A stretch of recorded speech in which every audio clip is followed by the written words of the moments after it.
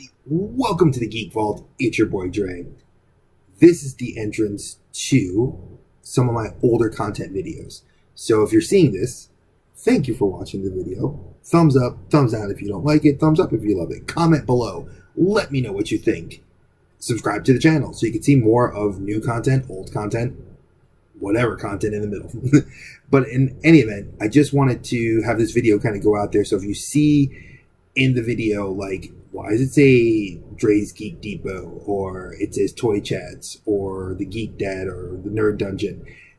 These are older videos that I did years ago, last year, or a few months ago, and I wanted to rebrand them under this channel, but it would be a lot of work just to re-edit everything out. So I'm just editing this video in so you guys can see, hey, it's me, and it's the Geek Depot, or not the Geek Depot, duh. It's the Geek Vault. And eventually, like I said, when I started this channel, if you watch that first video, it tells you what I was doing about rebranding. But eventually, at some point, I'll make a video explaining the whole thing. So thank you for coming, for watching this video, and I hope you enjoy the content. Stay geeky, y'all. Peace.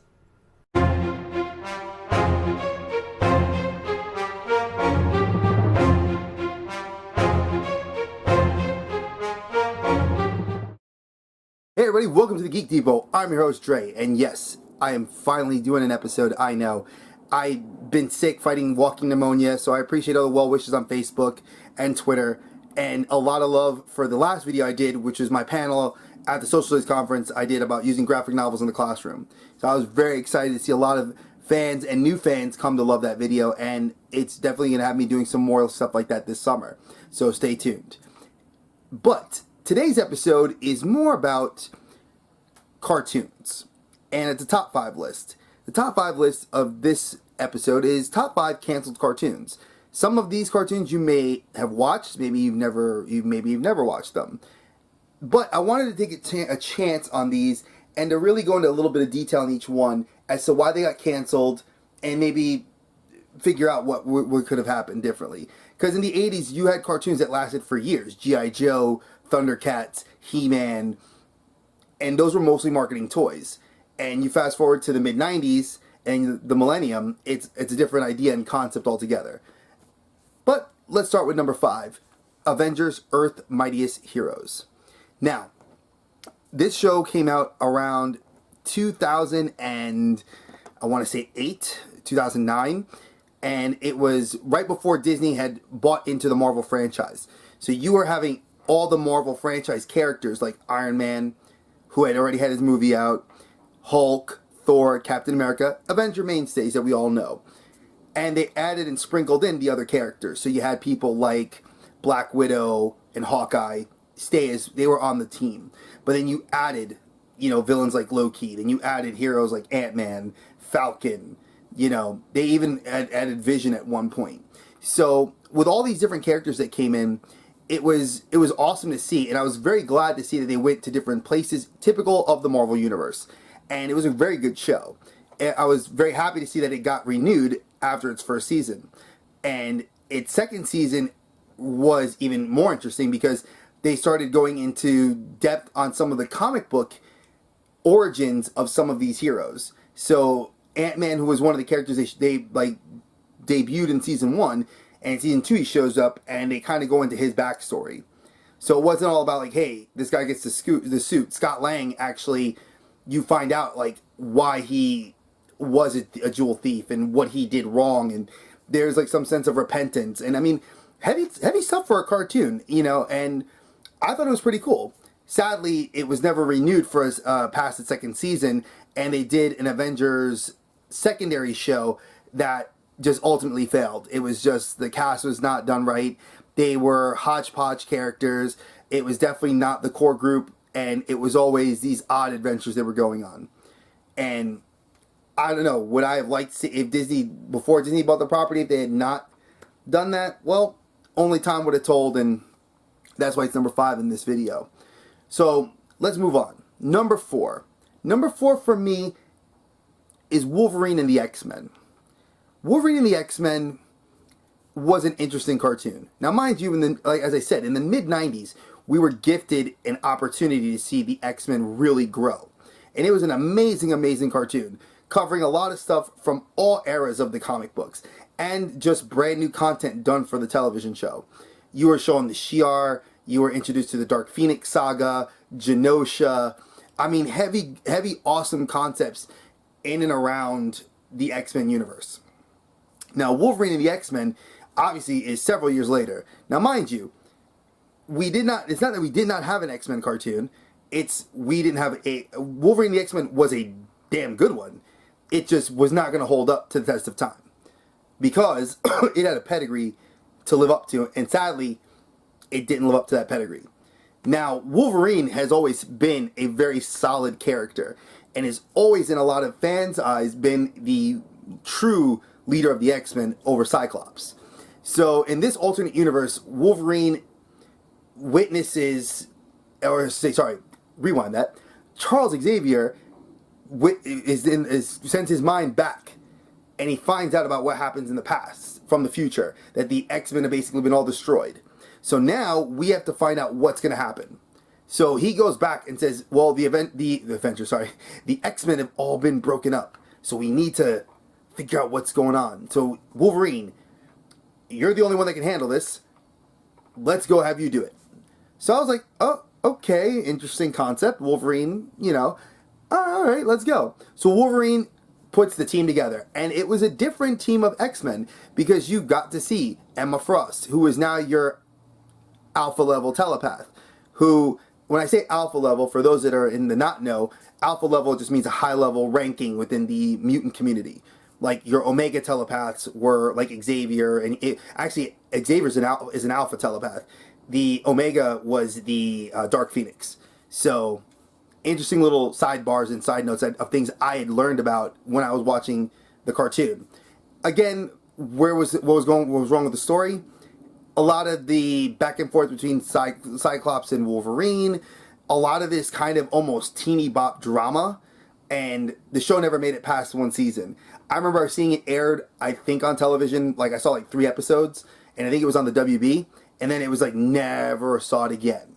And then I was always like, man, I would like to watch this. And then I remember I was at Best Buy a few years ago, and I saw they had the Blu-ray, and it was like, here you go, here's the complete season of the complete show. So I was like, wow, excuse me. So I was like, wow, all 20 episodes on like one Blu-ray. Sucks, but what could they have done different for that? Who knows? I think that if you looked at X-Men Evolution, which was like your teen evolution and introduction of the X-Men, and then you came off of the X-Men 90s cartoon, that's a hard act to follow, and that's why you're at number 4. So let's go to number 3. Now, number 3 should be fairly recognizable because it was a Cartoon Network show, which is, that should have been a drum roll, but we're going to say it's just a swig of water. Green Lantern, the animated series. Now, Ryan Reynolds did a terrible job as Green Lantern, does an awesome job as Deadpool. Horrible job as Green Lantern. But because we needed a solo hero series, DC decided to jump at the gun and say, hey, let's make a CGI-driven Green Lantern series, where Hal Jordan is going to be the guy running the show. So that's cool. I'm like, okay, Hal Jordan. I would have rather it been Guy Gardner, or, well, not really Guy Gardner. I would say Kyle Rayner, because he's the nerdy superhero. Or we could have gone for Jon Stewart, which is the Air Force pilot, versus Hal Jordan, just to get a different perspective. But the show takes place where Hal gets the ring, and he's traveling on an intergalactic spaceship, and his spaceship has an artificial intelligence, and as you can see, I'm trailing off into the ands and the ands and the ands. The show could have stopped at just Green Lantern going around the universe using his power ring. But the ship was powered by a lantern battery. They had 2 other characters besides Green Lantern. Now, they did use Atrocitus, who is the leader of the Red Lanterns, and they do introduce you to the Star Sapphires, which is really cool. And they introduce you to Larfleeze, who's the Orange Lanterns or the Green Lanterns. So they do introduce you to the core of the other colored rings. So I thought that was cool because that's only something you read if you read the Darkest Night series, which is probably one of the best Green Lantern series I'd ever read. And that was in early 2009 that I got into that series. So I'm always chomping at the bit to see them in an animated series, and it fell flat. They did 2 seasons, and then they ended up getting picked up to write Justice League. Well, I should say Young Justice, not Justice League. So Paul Dini left, and they're like, hey, let's go do Young Justice, and outwin Green Lantern, the animated series. Could they have fixed it? Could they have done more to it? I don't know. I could have only hoped. They made toys, and here's the problem. In the modern era, as in, let's go back 5, 6, 7 years ago, if a series wants to make it in the 80s and 90s, you sold toys. G.I. Joes, you wanted to always get the next G.I. Joe character in the 80s and 90s. And with Thundercats, you bought Lion-O, you had Mumra, you had Panthro, you had Tigra, Shatara. He-Man, you had all the different He-Man characters. But with this show, it was like, I felt like if you were tailoring it for me, who was a comic book fan, awesome. But if you're doing it for the casual fan, probably not going to be good. And if you're doing it for kids, even harder, because now you have to get the parents to want to go to toy stores or like Target or Walmart to buy the toys for the kids. And they just weren't selling. And I looked at the toys, they were very cheaply made. So it wasn't like I would, even myself as a collector, would have picked them up for even nostalgia's sake. So again, so far that seems to be the detriment for cartoons that are happening now. Either they lose their fan base, or other projects come up, or the infamous, we can't market toys, so they gotta go. So this one fell by the wayside. I could only hope that if they ever decide to do another Green Lantern series, they would get Nathan Fillion to do the voicing, because he is an amazing, amazing voice actor. And I personally feel he is the voice of Green Lantern, as I feel, Kevin Conroy is the voice of Batman. So, yeah, take my 2 cents on that one. Now let's go to number 2. Number 2 is the Spectacular Spider-Man animated series. Now, as I said, in the 1980s, there was Spider-Man and his Amazing Friends, which was Spider-Man, Firestar, and Iceman. Now, I remember that because I remember Wolverine was an Australian guy in there, and the Hulk was in there in an episode as well. And they always fought Spider-Man's main villains. And it was kind of cool because Iceman would, go take it like an ice wall and break the ice wall and become Iceman. And then Firestar would always, have, this aura of fire, and boom, Firestar came out. So these were cool characters that were side characters to Spider-Man, and like they said, his amazing friends. So they were like a little team. Now, Spider-Man did have some solo episodes in there, but again, that was the 80s. So let's fast forward to the 90s, where we're now having Tobey Maguire step in, and we had Sony jump in and decide to make Spider-Man. So now Tobey Maguire steps in, let's make a cartoon series. Awesome. Not so bad. It was actually pretty well received. It covered a lot of interesting arcs within Spider-Man. They did the Man-Spider one, which I remember. They introduced a lot of key characters. Odd characters that a lot of fans didn't know. And I remember buying the toys because I was about, I want to say, in my mid to late teens. So I bought a few of the characters because I liked them. It was they had different spider suits. They had the symbiote suit. So for those that don't know, it's the black costume Spider-Man. They had Cosmic Spider-Man, which if you don't know that, you gotta definitely Google that one. They had several different spider suits, and they introduced Punisher, Mobius, Blade, Daredevil, characters that were in the Marvel Knights line and weren't really popular, but were still getting some screen time on the small screen. And I was like, this is awesome. So what happens? They take it off the air. It kind of goes nowhere. Then they decide to do Ultimate Spider-Man. Now, Ultimate Spider-Man was a little bit different. It was under the Disney XD property, and it was, hey, let's introduce some of the new characters. Let's start bringing in, Spider-Man and start talking about the Ultimates, kind of a reboot. Again, did pretty well, and they did Spider-Man and the Web Adventures. Now, I agree with some people. Some things don't need to be keep rebooting, because when you keep rebooting it, it doesn't change it. And again, it's failure to sell toys is why they keep trying to do these constant reboots. And Spider-Man fell victim to that again. The Web Adventures introduces Spider-Man as an agent of S.H.I.E.L.D. And he ends up getting Iron Fist and Nova. He gets a couple other characters that are side characters, and he works for Nick Fury, and they build his tech. And I was like, okay, I know that you guys are trying to keep this within the Marvel Universe, and you're trying to get me interested in what's going on, but I'm not feeling it. Like it's too much. And then they even tried to go when they tried to bring in the Ultimates. So they started having like Spider-Man meeting Miles Morales and like Ultimate Spider-Man and 2099 Spider-Man, and I was just like, wow, you guys have gone too far. And I was sad to see it because again, it was I knew they were trying to sell toys, but for me, again, a non-casual comic book fan, I was chomping at the bit. Sad to see that it failed, and I don't want. I'm stammering on this, and it's because I'm hoping that they either just cut it off and just say we're not going to do another Spider-Man TV series, and just leave it to doing movies like they're going to be doing that CGI Spider-Man movie where we're going to meet Miles Morales. Thank you, thank you, thank you, thank you. I'm super excited for that, Marvel and Sony. Like I hope it doesn't fail. So again, Spider-Man is done in movies like they do the Batman stuff. Win. So.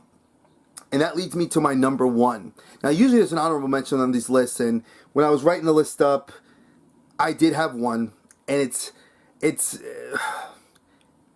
I don't want to say it because it's gonna be redone, but it was Young Justice. Young Justice was tied for number one.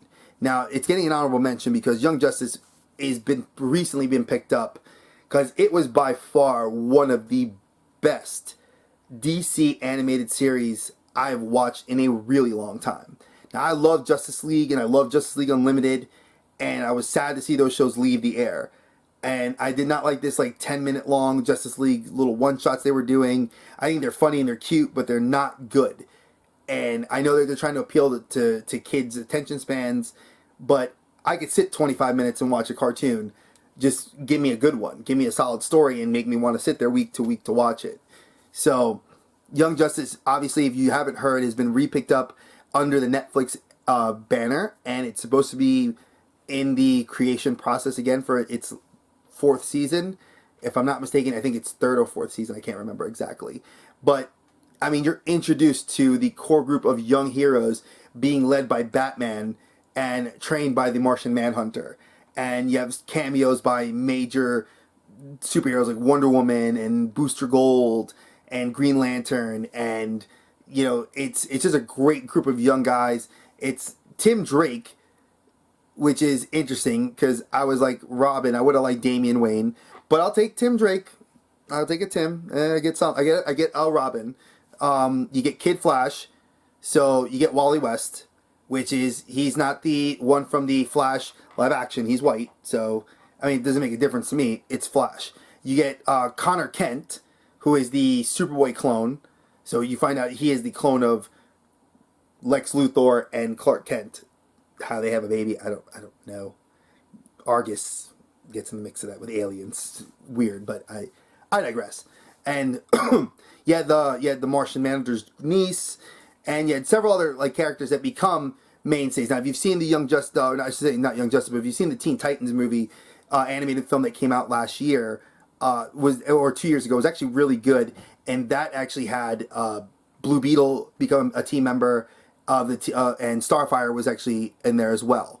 So these are characters, and Beast Boy. I forgot. How can I forget Beast Boy? Now those were key characters to see join up. Now, Young Justice had Aqualad, who is the son of Black Manta, and is trained by Aquaman and magic and Atlantean stuff. Again, I can go on and on about how awesome the cartoon is. I mean, it's fantastic, and I'm glad that the gods that pay attention to us nerds and what we love are giving us another shot at it. So let's just hope that Netflix does its justice and really will give Young Justice, no pun intended, its better season. So that's why it gets the honorable mention. But really, let's go to the number one. The number one show that, and you knew it was going to have to be something related to my favorite superhero. Let's talk about Batman. Batman Beyond. Now, Batman the Animated Series has been noted as one of the greatest animated cartoon series of all time, and I do have to agree with that. And I'm biased in saying that because I do love Batman, but it won Emmys. It beat out The Simpsons. It lasted a long time, and it really covered some very interesting and dark stories, and gave life to Harley Quinn. It made Mark Hamill, in my eyes, I mean, he's Luke Skywalker, yeah, but he's the voice of the Joker. And he did such an amazing job of making a villain so awesome and just for me, again, it was just Mark Hamill kills it, and Kevin Conroy is amazing. Yeah, Bruce Greenwood does a good job, and several of the other guys that are doing the voice of Batman now, but Kevin Conroy, man, he's a win. So, Batman Beyond. You get into the mid-90s, you get a futuristic Batman, where Kevin Conroy actually voices an older Bruce Wayne, which is awesome. And Bruce Wayne basically can no longer become Batman, or I should say he cannot wear the suit anymore. So he decides to find and train a new Batman, and we get introduced to Terry McGinnis. Now, I was into it. Terry McGinnis was, young, had a bad attitude, but was doing this job as working as his valet, because we don't have Alfred anymore. And it was kind of cool to see Bruce, become Alfred and have Terry running out there. Because Terry was a very animated Batman. But as the show progresses, and then we have the animated movie that came out, which is Batman Beyond, Return of the Joker, and then you have just another season, you see Terry almost become Bruce's, not just more than his protege, but he takes on characteristics of Bruce Wayne. And I want to say Bruce Wayne more of Batman, where he gets less, I want to say, happy-go-lucky, and becomes more stoic. And it grows his character. And I think it's interesting because he's trying to balance being a young man as a teenager and, a superhero. You can't do those two things. As I'm trying to balance this plane flying above me. But it was awesome to watch, and it was a really solid show. And sadly, it ends halfway through season 2 with, Terry goes to Japan to go train like Batman did. And it just kind of ends very haphazardly. Now, years later, Justice League Unlimited kicks in, and they actually gave us the ending we all kind of wanted. But again, it was not what I didn't want to wait years for just to get an ending in one episode. So there's been a lot of talks of them always redoing a live action version of the series, and even Netflix has been in the talks, rumor mills all over the internet in recent months, has been saying that they would love to have them step in and do a Batman Beyond animated series. Now, I would love if they did it cell shaded like they used to, instead of this CGI, because I know that's the market. Let's go make it computerized. I would hope that they don't do that, but we'll have to wait and see. Ultimately, it was probably one of the best Batman cartoon series outside of Batman, the animated series. And again, it's one of those I hope that they do decide to redo. So, I gave you my top 5 list. I gave you the honorable mention. What do you guys think? Have you guys watched any of these cartoons? If you have, what did you think of the ones? Do you long for that 80s and 90s nostalgia of just kind of cartoons having that kick again? Or, is it really just maybe cartoons have kind of fallen by the wayside? Hit the subscribe button, post your comments below, go to my Facebook page and comment there. All right, guys? Well, that's it for this episode. As always, my friends, stay geeky. Peace.